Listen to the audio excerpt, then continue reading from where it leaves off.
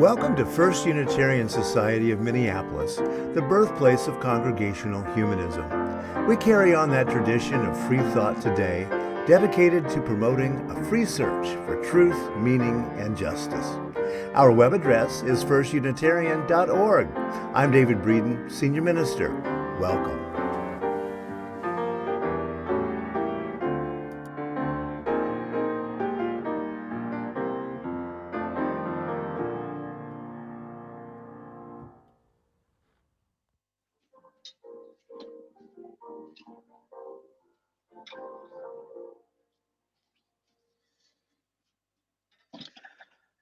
Well, good morning, everyone.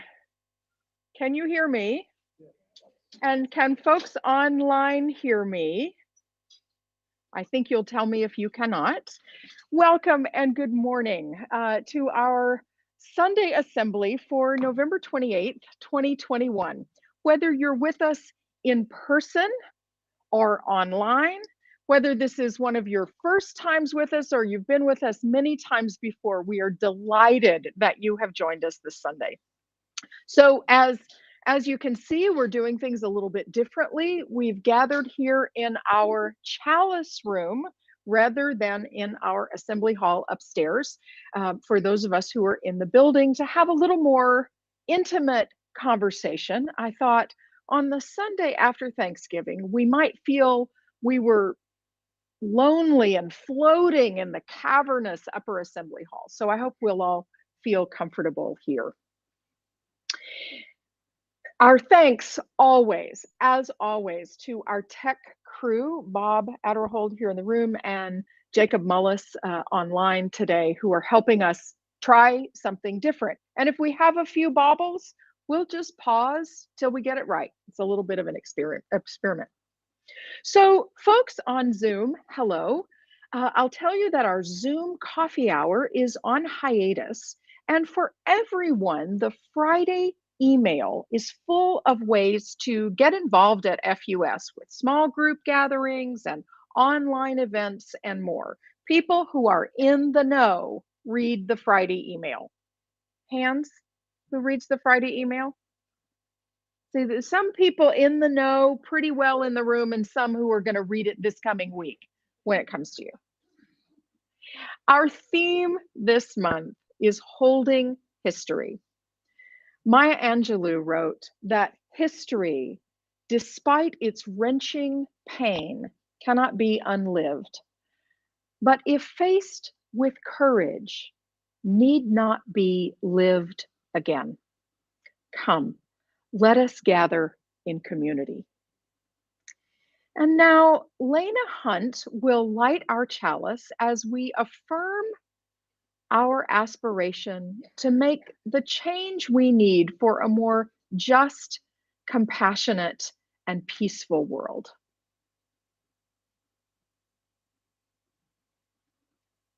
Thank you, Lena. Here's a reading from Caitlin Boley. Thank you, Lena. Good morning. Growing up in the 80s and 90s in Kansas, even in a college town, a copy of the Northern Sun catalog was an exciting item. There was a shirt in there that said, "What if you're not the main character?" I often try to remember that bit of humility. Not everyone will be a person capable of being Rosa Parks. Most of us aren't even going to be Claudette Colvin, who's still on probation today for her 1955 arrest, as I understand it. Ms. Colvin was a pregnant, unmarried high school student whom Ms. Parks mentored and whose actions in refusing to get up on a crowded bus Ms. Parks more famously repeated 9 months later. We won't all be widely remembered.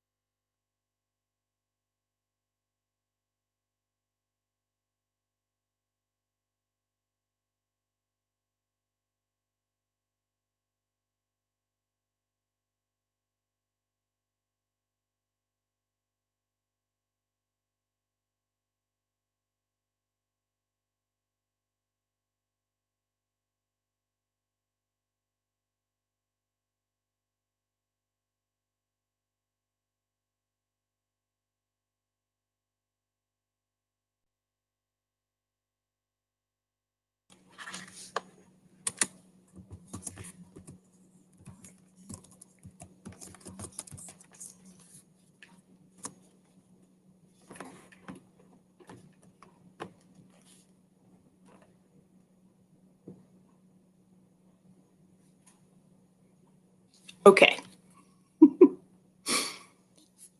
We'll try this again. Growing up in the 80s and 90s in Kansas, even in a college town, it looks like my mic is muted. Again. Oh, okay, cool. Sorry. Growing up in the 80s and 90s in Kansas,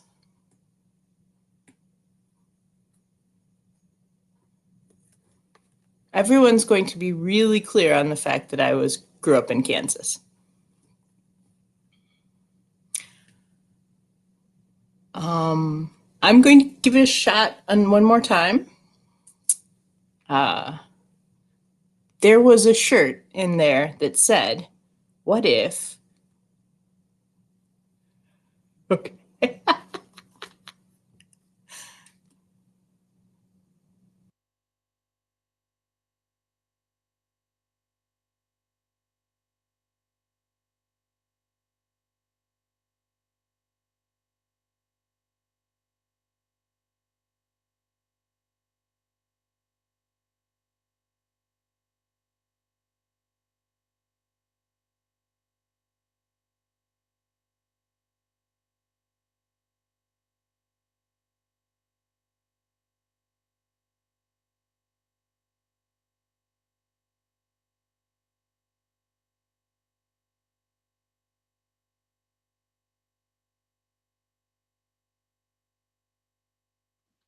How about that?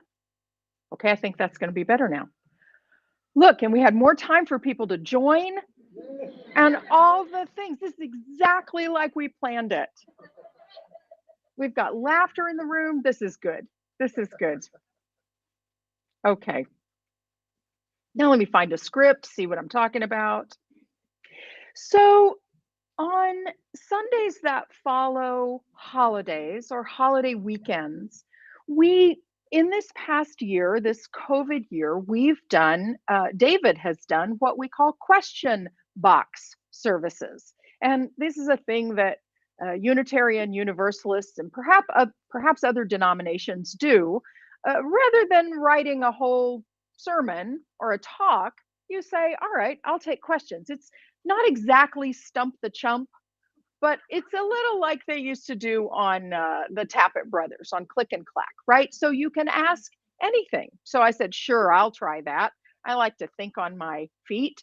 And since the program that I am responsible for here at First Unitarian Society is the social justice program, I thought, great, we'll do a social justice question box and see what questions you might have.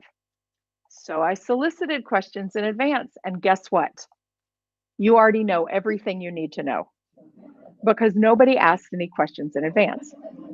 Or maybe you didn't want to give me time to think about them in advance and you really wanted to stump the chump.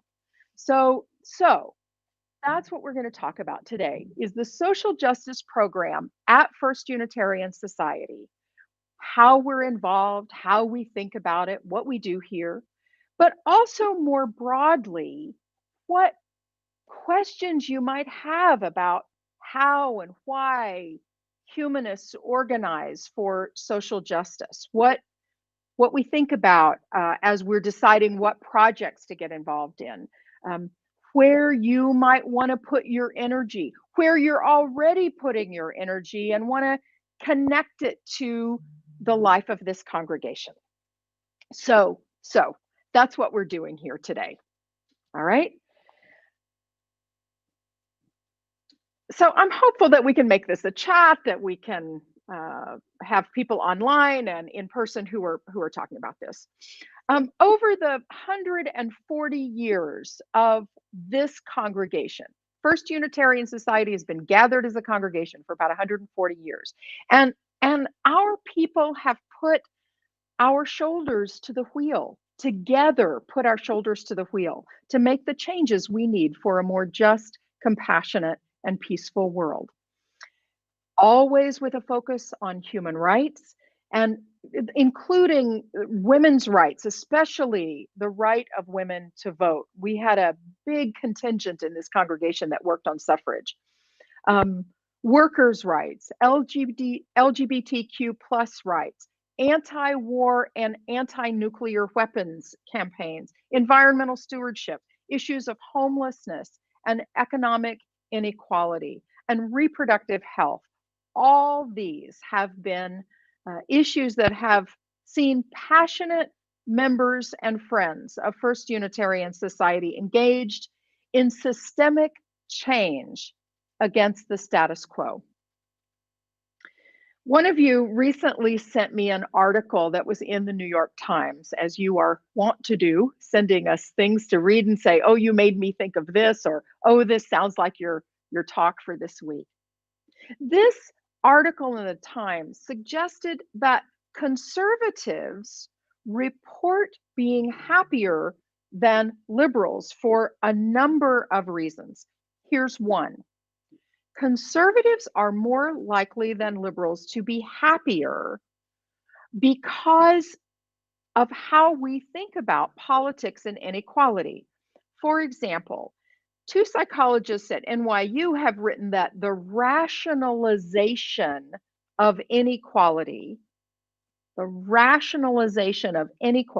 which is a core component of conservative ideology, helps explain why they are happy. In other words, conservative ideology seeks to explain and be happy with the status quo, where liberals are unhappy with the status quo and we seek to change it. That was one of the things in the article. They talk about a couple of other things. Conservatives are more likely to be involved in faith, family, and have wide networks of friends, and have work that is they consider meaningful, where liberals, while we do, and I would argue that those of us in the room are involved in an institution of faith, however we may define that, or not in this room, networks of family and friends, and many of us are involved in work that we find meaningful, but lots of progressives are more and more isolated. So it's an interesting article, and I'll see if I can post that later. Okay, that's a lot of preamble. I'm seeing a couple of questions, and I'll come to this. What's the question of the status of the reproductive justice lawsuit? Let me preface by, I'll talk a little bit about the reproductive justice lawsuit, and then we'll see what else we have in here. Okay.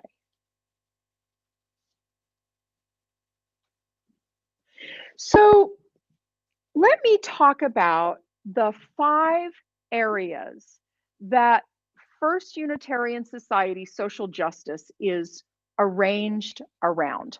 I have a little video that I was going to show, but we don't think that's a good idea, right? We're not going to do it.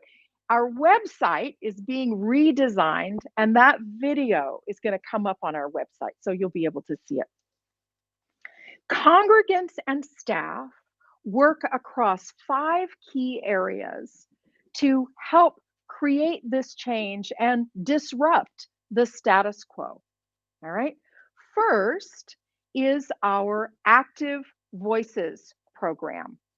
Our Active Voices team meets every week on Tuesdays. They've met throughout the pandemic online. Sometimes they get together now. Not sure if you're all doing it online or in person now. But on Tuesdays, they get together. Melody, do you know? Okay. So they get together and they decide what's the most important issue that our elected officials and public policymakers need to hear from us on this week. What's the most important thing that we need to make our voices heard on? And then they package it for all of us. When we were meeting in person, and we were having a big social hour afterwards, right? We had our mini meal. They had a table in the lower assembly hall when we would all come for coffee hour.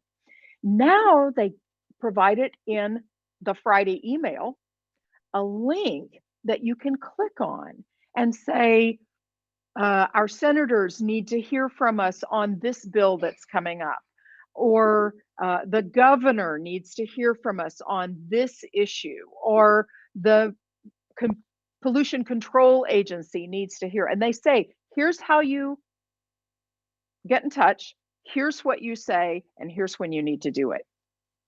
Advocacy at your fingertips. And where will you find the information? In the Friday email, right? And I believe now they have a new issue about every 2 weeks. All right. So you've got some time to do it. I'm in love with the Active Voices team. They've been doing this since 2017, and they are faithful folks. I'm just so grateful for their work. Okay, next is our Align engagement team.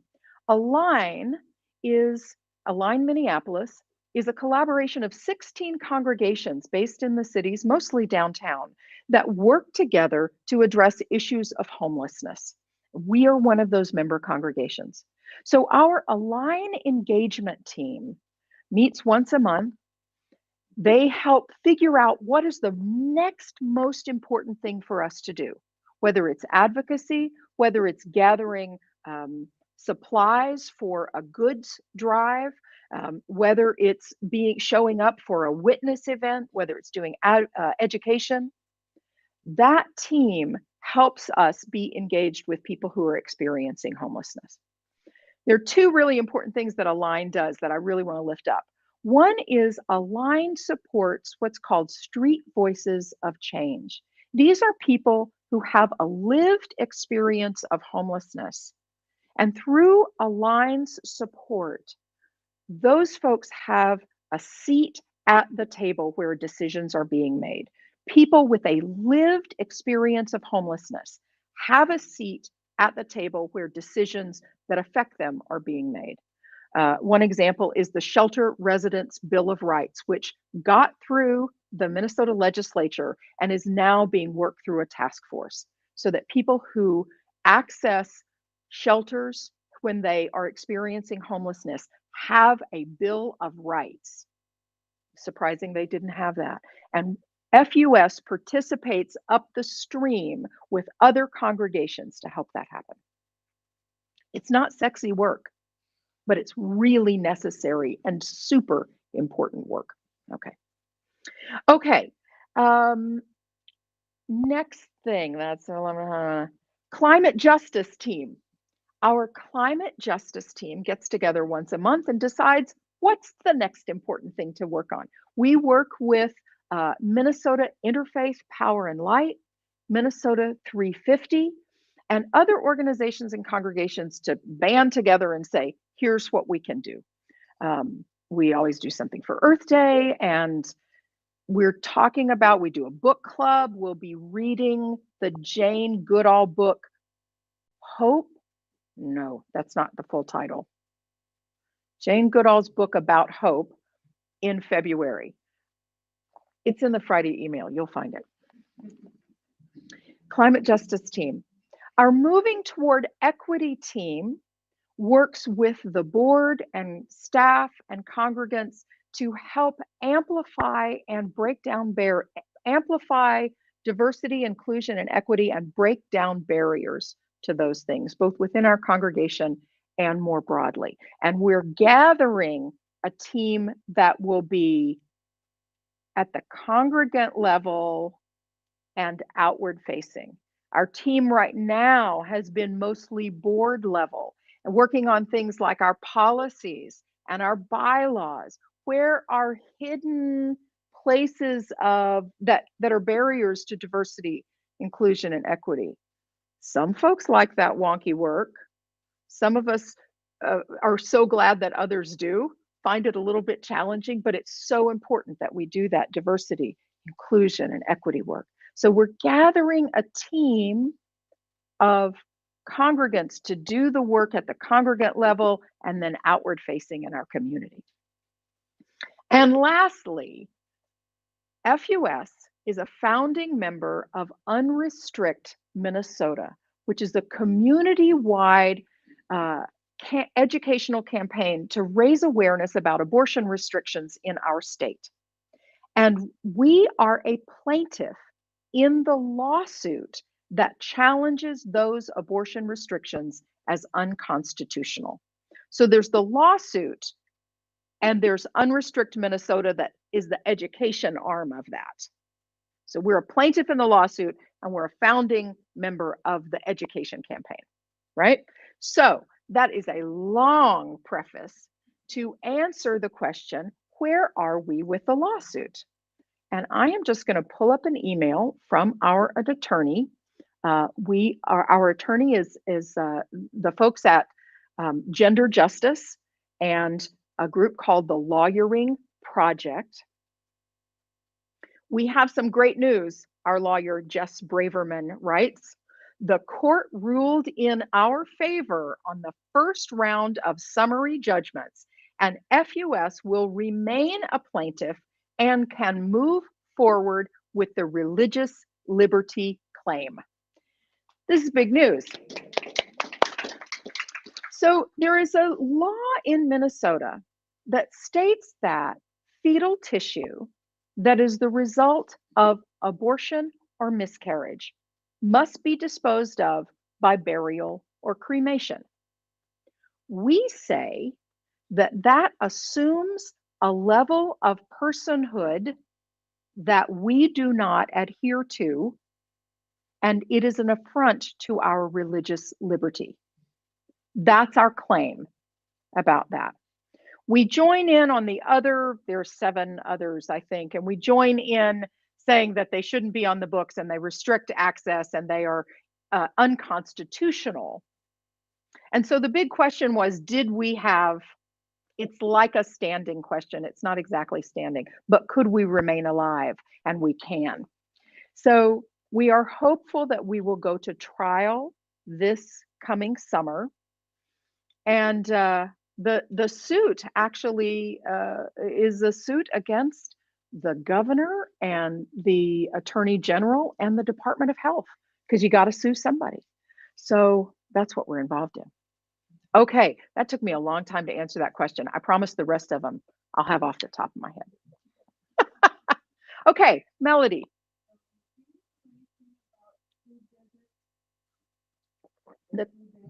The question is, do we do anything about food deserts or food banks?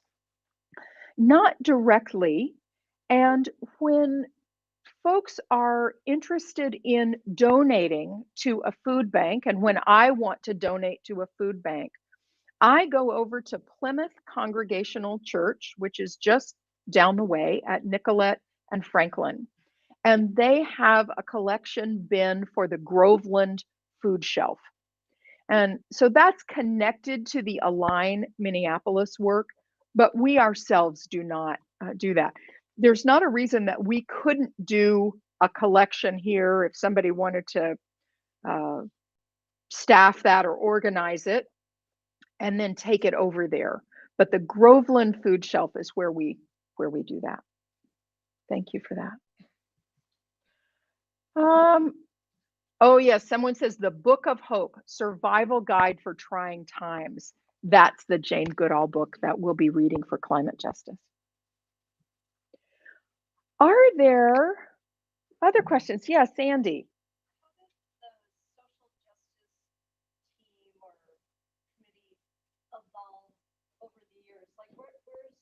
Where are the roots for having social justice as part of the UUA congregation?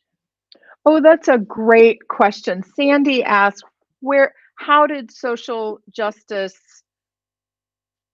evolve over the years? Where was the kind of the root of having it involved in Unitarian Universalism? I think it comes really from our Universalist roots. Would you agree, Paul? Okay. The early Universalists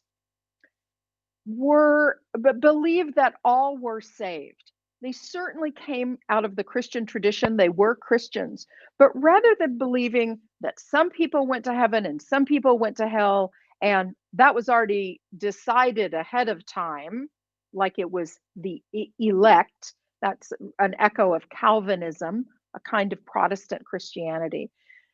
They believed you're either going to heaven or to hell, and you really couldn't do anything about it. The Universalists said, we're all saved.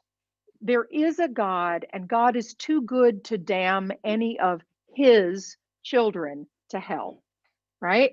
So if we all are saved, we all are worthy of being included in salvation in some great beyond, but also here, right? We're all worthy of all the good things. And so it grew out of that. I think it grows out of humanism in the way of thinking we're all we've got. We are all we've got. We are the ones we've been waiting for. No great hand is going to come down and save us. We are not working for some future salvific time. We are in it together now, and it's up to human beings to solve human problems. So that's how I interpret that. I imagine you could scratch several different UUs and you'd get a different answer, but that's how I come with that. Let's see. Here's a question from online. Why aren't we more involved in Palestinian rights work? I think that's a really great question. I think it's a very good question. Why aren't we more involved in Palestinian rights work? It probably, on one level, is an issue of capacity. What do we have capacity and people who are eager to lead something and eager to help organize something? That's probably part of it. But also, I think there are organizations that are doing good work, and how can we plug our members into that? So there is a there's a group called UUs for Justice in the Middle East. And also the UU Service Committee does some work, I think, on the ground in Palestine.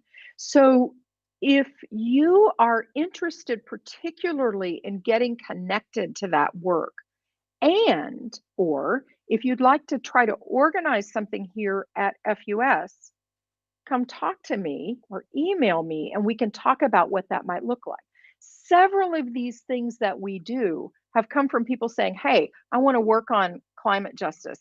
Hey, I want to work on something else. How can we make that happen? We got loads of room for new ideas and energy to bubble up.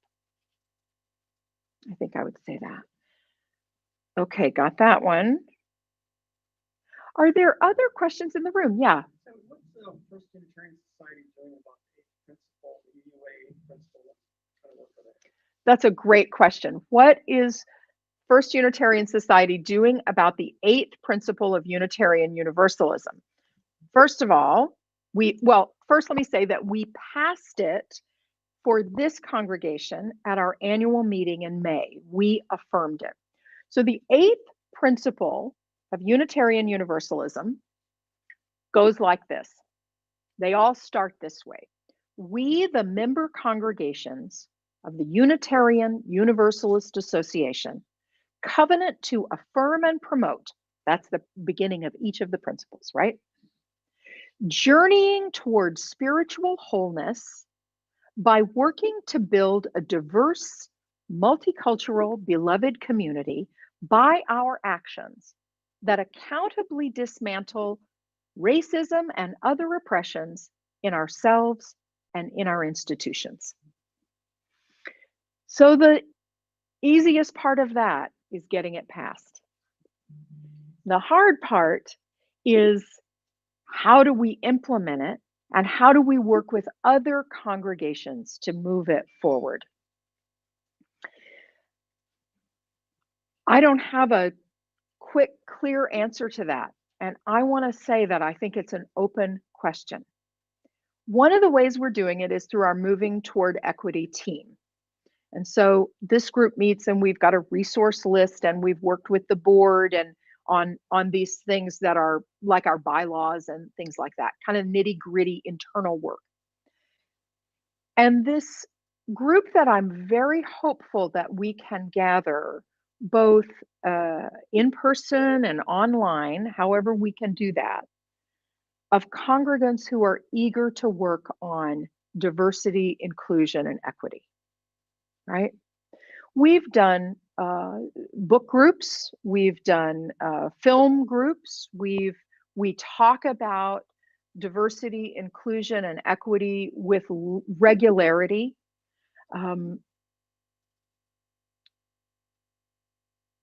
I think it's lifetime work. I know I can say for myself that I am on a lifetime mission to eradicate the places that white supremacy culture has its hold on me. It can't not have a hold on me, right? I live in a society that benefits people with white body supremacy. Where is it in my thinking and how do I recognize it so that I can make the change that I need to make in the world? Yeah. Have you ever done the beloved conversations? The question is, have we ever done beloved conversations? We have done it. We've done 2 cycles of it. And I think it would be interesting to do it again, though I think it works well when we meet in person, and I don't know how well it would work when we meet online. What I want to say is watch this space for more information about how we continue building a diverse, multicultural, beloved community by our actions that accountably dismantle racism and other repressions in ourselves, in our institution, in our community. How wide can we go with that? Thank you for that question. Okay, here's a question.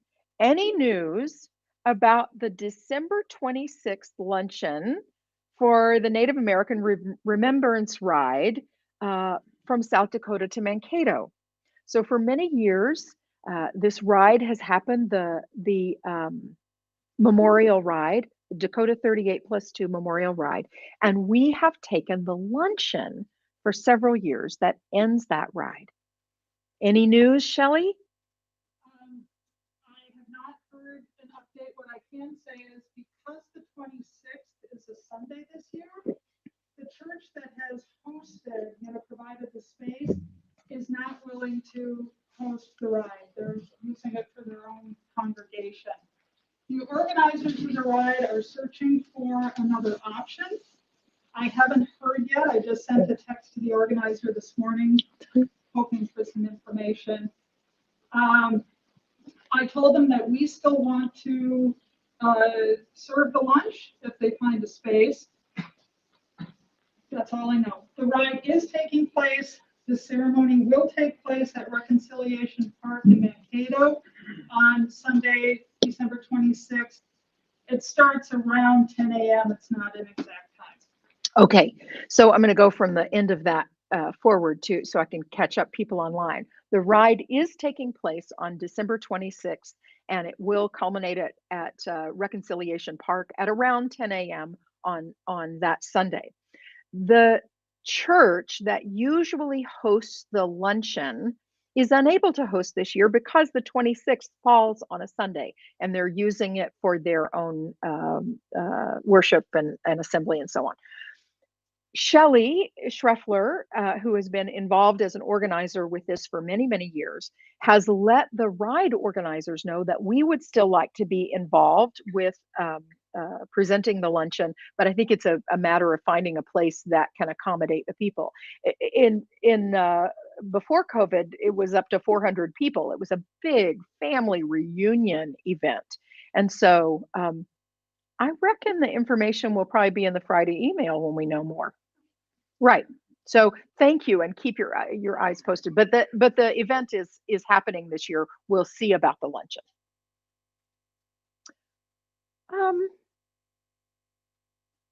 What other questions might you have?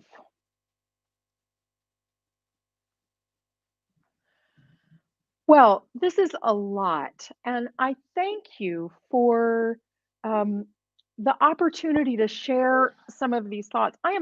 You can tell, I'm passionate about this work. I am so grateful that FUS members and friends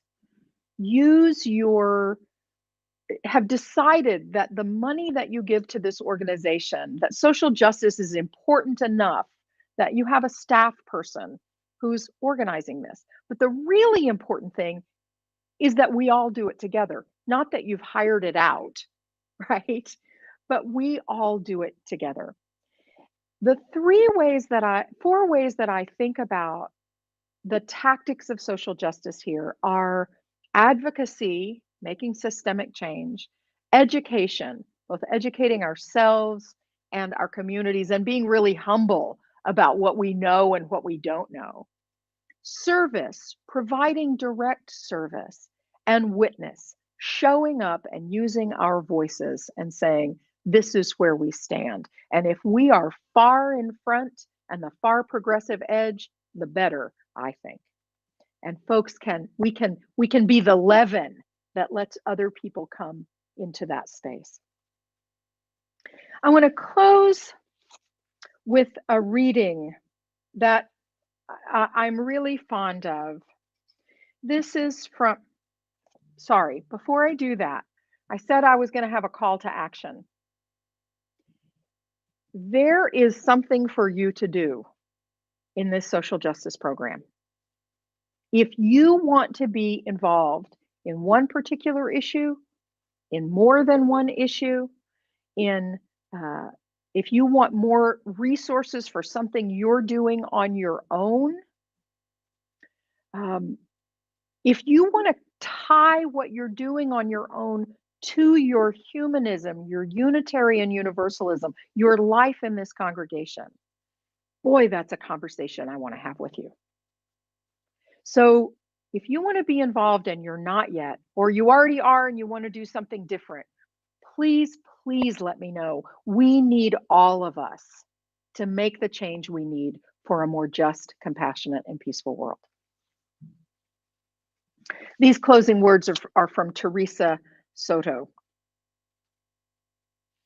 This is a charm for hope. The first thing to do is tie a string around your finger. Remember that you are not alone.